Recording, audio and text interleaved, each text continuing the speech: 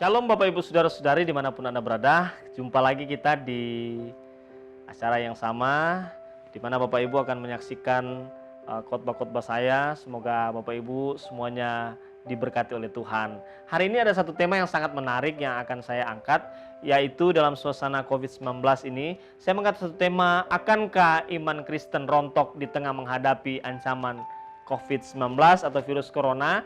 Sekali lagi, akankah iman Kristen rontok di tengah menghadapi ancaman COVID-19 atau virus corona? Kenapa? Karena banyak orang Kristen hari-hari ini ketakutan. Banyak orang Kristen hari-hari ini mungkin berpikir bahwa Pak Pendeta, sudah saatnya kah ini mendekati dunia mau kiamat? Kenapa Pak? Kenapa Pak Pendeta ini COVID-19 hampir-hampir nggak ada pangkal ujungnya? Saya mau katakan bahwa setiap orang percaya dia harus kuat menghadapi setiap tantangan, ujian, dan pergumulan dalam hidup ini. Baik, sama-sama kita akan belajar firman Tuhan. Mari kita akan melihat di dalam Markus pasalnya yang ke-6, ayatnya yang ke-45 sampai 52. Alkitab berkata demikian, Markus pasal 6 ayat 45 sampai ayatnya yang ke-52. Yesus berjalan di atas air. Sesudah itu, Yesus segera memerintahkan murid-muridnya naik ke perahu dan berangkat lebih dulu ke seberang, ke Betsaida. Sementara itu, ia menyuruh orang banyak pulang. Setelah ia berpisah dari mereka, ia pergi ke bukit untuk berdoa. Ketika hari sudah malam, perahu itu sudah di tengah danau, sedang Yesus tinggal sendirian di darat. Ketika ia melihat betapa payahnya mereka mendayung karena angin sakal, maka kira-kira jam 3 malam ia datang kepada mereka berjalan di atas air, dan ia hendak melewati mereka. Ketika mereka melihat dia berjalan di atas air, mereka mengira bahwa ia adalah hantu. Lalu mereka berteriak-teriak sebab mereka semua melihat dia, dan mereka pun sangat terkejut. Tetapi segera ia berkata kepada mereka, "Tenanglah, aku ini, jangan takut." Lalu ia naik ke perahu, mendapatkan mereka, dan angin pun redalah. Mereka sangat tercengang dan bingung, sebab sesudah peristiwa roti itu, mereka belum juga mengerti, dan hati mereka tetap degil. Saudaraku yang saya kasih dalam Tuhan, saya percaya bahwa setiap orang percaya, orang Kristen, orang yang mengenal Yesus sebagai Tuhan dan Juru Selamat dalam kehidupan mereka, mereka akan benar-benar memiliki satu komitmen, walaupun dalam suasana COVID-19 tidak akan merontokkan iman mereka.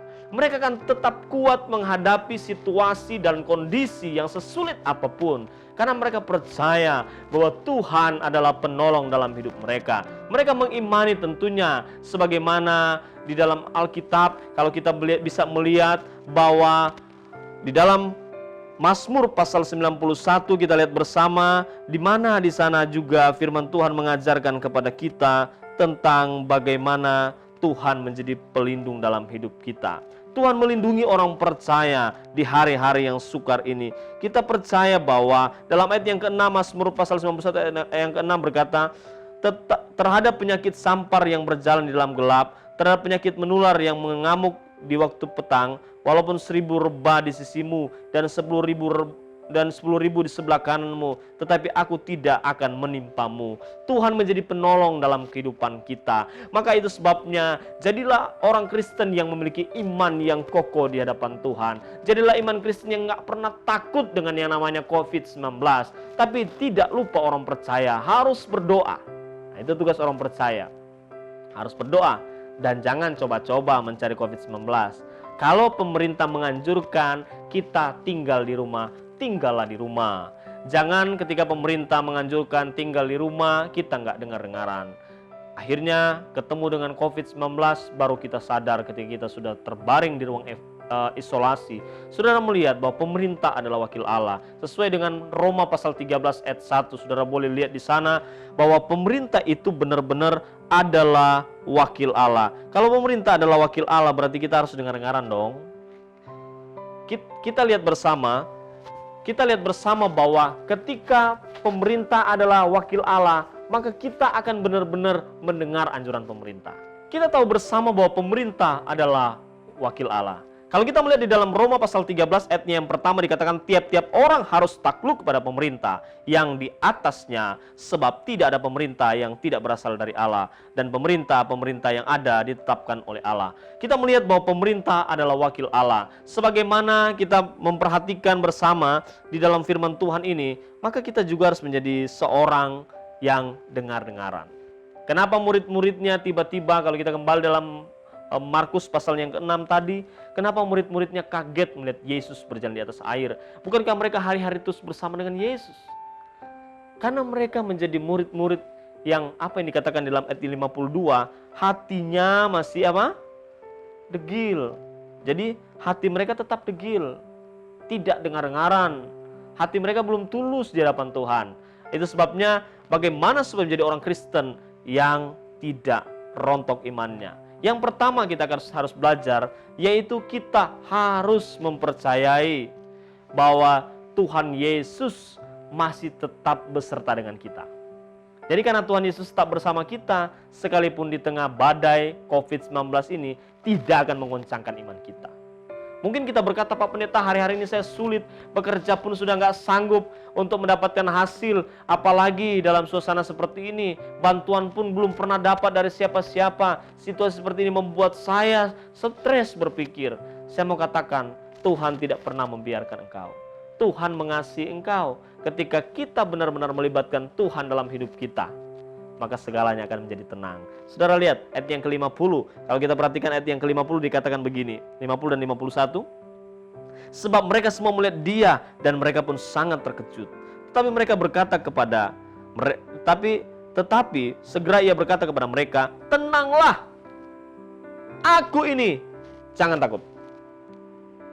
Kalau kita percaya bahwa Tuhan beserta dengan kita, tenang, jangan takut. Percayakan hidupmu kepada Tuhan, maka dia akan bertindak dengan caranya.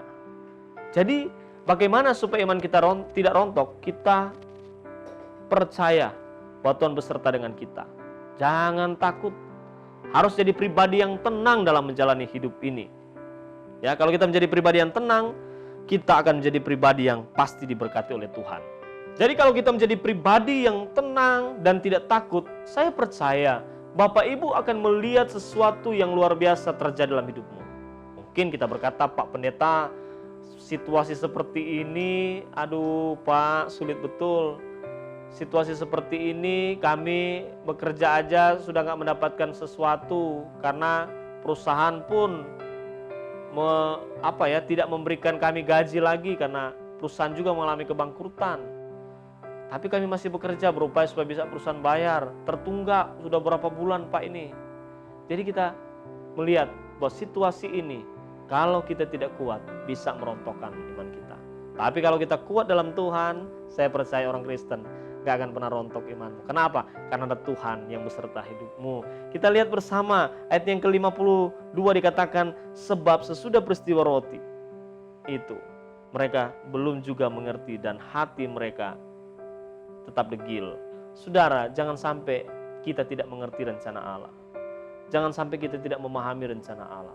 Jangan sampai kita tidak tahu rencana Allah. Ayat 51 kita kembali dan dia berkata begini, lalu ia naik ke perahu, mendapatkan mereka, dan angin pun redalah. Mereka sangat tercengang dan bingung. Lihat, kalau Tuhan beserta dengan kita, ada ketenangan yang akan terjadi. Laut yang waktu itu bergelora, ombak yang besar, angin yang sangat luar biasa, tiba-tiba tenang ketika Yesus ada di perahu para muridnya. Kita percaya kalau Tuhan ada dalam hidup kita, dalam hati kita, dalam rumah tangga kita, dalam pekerjaan kita, Tuhan pasti akan menolong kita. Jangan pernah takut. Karena apa? Karena Tuhan Yesus selalu bersama dengan kita. Selanjutnya, Tuhan Yesus menjadi sahabat di tengah kesusahan dan ketidakpastian. Ingat, Tuhan itu adalah sahabat yang baik. Coba saudara perhatikan ayat 49. Ketika mereka melihat dia berjalan di atas air, mereka mengira bahwa ia adalah hantu. Lalu mereka berteriak-teriak. Saudara, apa artinya ini? Ketika Tuhan melihat kondisi para muridnya dalam situasi yang sangat mengerikan, Tuhan hadir. Coba bayangkan dalam situasi ada angin badai yang begitu luar biasa. Tiba-tiba mereka mau mencari pertolongan, nggak dapat pertolongan kemana-kemana. Tuhan itu ajaib. Dia sampai berjalan di atas air karena mau menolong murid-muridnya. Itu yang murid-muridnya sampai nggak pahami. Dia berjalan di atas air karena mau menolong murid-muridnya. Di saat situasi, apa yang dikatakan tadi, ada angin badai, ada ombak yang besar ya. Kalau kita bisa lihat, ada angin yang luar biasa, angin yang mau menerkam mereka, kalau kita bisa katakan. Tiba-tiba menjadi tenang. Kenapa? Karena ada Tuhan yang hadir pada waktu itu. Tuhan datang, dia segera datang dalam situasi-situasi yang mungkin bagi manusia, wah, kalau kita mau tolong orang, kita masih mau cari perahu, siapa yang dayung lagi, mau kejar yang murid-murid, sudah nggak mungkin. Zaman itu belum seperti sekarang, canggih ya. Zaman itu masih pakai dayung untuk memakai kapal pada waktu itu. Tapi kita lihat, Tuhan ajaib. Dia tahu bahwa murid-muridnya membutuhkan dia. Yesus adalah sahabat yang sejati. Dia rela berjalan di atas air, menolong murid-muridnya. Tuhan bukan gagah-gagahan berjalan di atas air, karena Tuhan punya tujuan. Dia tetap sahabat yang terbaik dalam hidup kita. Coba saudara bayangkan, kalau Tuhan hari itu nggak hadir, bisa saja kapal itu terbalik oleh angin yang cukup sangat luar biasa. Tapi karena Tuhan itu mengasihi mereka, Tuhan datang tepat pada waktunya. Ingat baik-baik, dalam kesusahan apapun hidupmu, Tuhan tidak pernah meninggalkan. Dia datang tepat pada waktunya di saat engkau butuh. Walaupun murid-muridnya hari itu berteriak, "Oh, ada hantu datang!" Mereka ketakutan sekali. Tapi kita bisa melihat bahwa respon mereka itu ya memang sebagai manusia, mereka kaget melihat adakah orang berjalan di atas air. Tapi Yesus menjadi penolong yang ajaib bagi murid-muridnya. Saudaraku, saya percaya bahwa Tuhan terus menyatakan kebaikannya dalam hidup kita. Apa respon kita dan rasa syukur kita kepada Tuhan atas berkat pertolongan dan kemurahannya setiap waktu, sehingga iman kita nggak rontok. Sekali lagi, iman kita nggak rontok. Apa rasa syukur kita? Apa respon kita? Yang pertama, mari kita harus memiliki kerendahan hati. Kalau orang Kristen yang punya kerendahan hati, dia akan mudah dibentuk. Hari-hari ini jangan kamu sombong. COVID-19 bisa merenggut nyawamu dalam sekejap. Ya, COVID-19 bisa merenggut nyawamu dengan sekejap. Tapi kalau Tuhan menjadi penolong dalam hidupmu, rendahkanlah dirimu. Ya, memiliki kerendahan hati itu penting. Kalau kita berkata rendahkan dirimu di bawah tangan Tuhan yang kuat, maka Dia akan meninggikan hidupmu, mengangkat engkau. Itu sebabnya Bapak Ibu, saya percaya bahwa kerendahan hatimu akan mengubah hidupmu.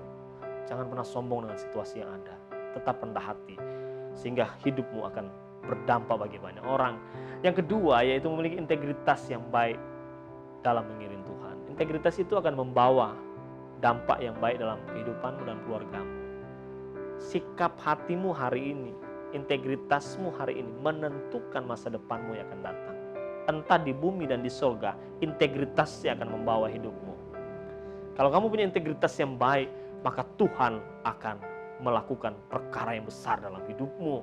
Yang ketiga, yaitu selalu memiliki waktu dengan Tuhan. Adakah saudara hari-hari ini memiliki waktu dengan Tuhan? Adakah mesbah keluarga dalam rumahmu? Adakah engkau berdoa? Adakah engkau baca firman setiap hari, sehingga firman itu membuat engkau makin hari makin luar biasa? Karena engkau membaca firman, engkau mengerti tentang rencana Allah. Harus kau lakukan. Jangan pernah sombong, berdoalah. Bacalah firman setiap hari, sehingga hidupmu akan mantap. COVID-19 gak akan gampang merenggut hidupmu, karena Tuhan beserta denganmu. Yang selanjutnya, melakukan firman setiap hari. Adakah saudara sudah melakukan firman setiap hari? Menghidupi firman yang saudara sudah baca, menghidupi firman yang saudara sudah dengar. Mari hidupi firman setiap hari dan lakukan itu setiap hari. Dan yang terakhir, yaitu apa respon kita? Membagikan firman Tuhan lewat gaya hidup kita. Ingat, mungkin kita gak pinter berkhotbah, mungkin kita gak pinter pimpin pujian di gereja, tapi gaya hidupmu bisa menyelamatkan banyak orang. Ada banyak orang bisa berdosa, bisa gak masuk surga juga karena kelakuanmu. Siapapun engkau yang mendengar hari ini, ingat baik-baik, ada banyak orang yang bisa saja gak masuk surga, bukan karena mereka gak suka dengan Tuhan. Karena banyak orang yang melihat hidupmu, Mereka lihat, wah ini hidupnya nggak bener, ke gereja sih Pak, tapi hidupnya nggak menunjukkan Kristus dalam hidupnya. Nah, mari kita jadikan pribadi kita yang betul-betul menjadikan Kristus ada dalam hidup kita. Yesus hidup dalam hidup kita. Sehingga yang kita lakukan adalah gaya hidup Kristus. Itu tujuan hidup kita, saudara. Jadi jangan sampai tujuan hidup kita itu salah, keluar daripada apa yang Tuhan inginkan. Baik Bapak Ibu, itu respon kita. Sekarang, tentunya kita mau supaya kehidupan kita benar-benar